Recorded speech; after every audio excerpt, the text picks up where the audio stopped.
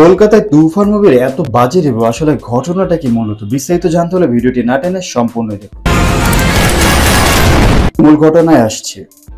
অরিত্র, রূপম, সাগর, নীল এরা তিনজন হলেন ওপার বাংলার সবচেয়ে নির্ভরযোগ্য ইউটিউবার ক্রিটিক্স।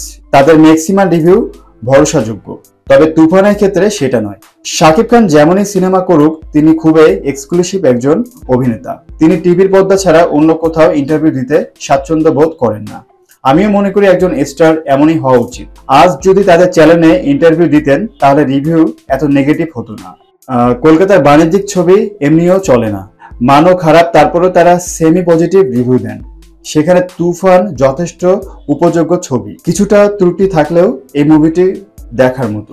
সবচেয়ে বড় কথা, অরিত্র পুষ্পার নেগেটিভ রিভিউ দিয়েছিলেন, কিন্তু সিনেমাটা উপযোগ্য ছিল, বক্স অফিসে রেকর্ড করেছিল।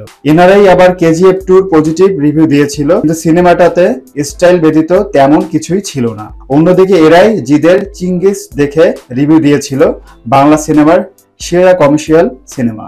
বাংলা সিনেমার বাজেট নেই, এটা ভুলে যাবেন। এনাদের রিভিউর জন্য ভারতে না চাইলেও তেমন কিছু একটা যায় আসে না, ওনারা ওনাদের সিরিয়াল দেখুক। আমাদের দেশের ছবি বাংলাদেশের সর্বস্তরে মানুষ সদরে গ্রহণ করেছে, এটাই শাকিব খানের ক্যারিয়ার বড় প্রাপ্তি। ওনাদের কাছে আমার একটাই প্রশ্ন, দেবজিৎকে এমন হাইপ ক্রিয়েট করতে কখনো পেরেছিল?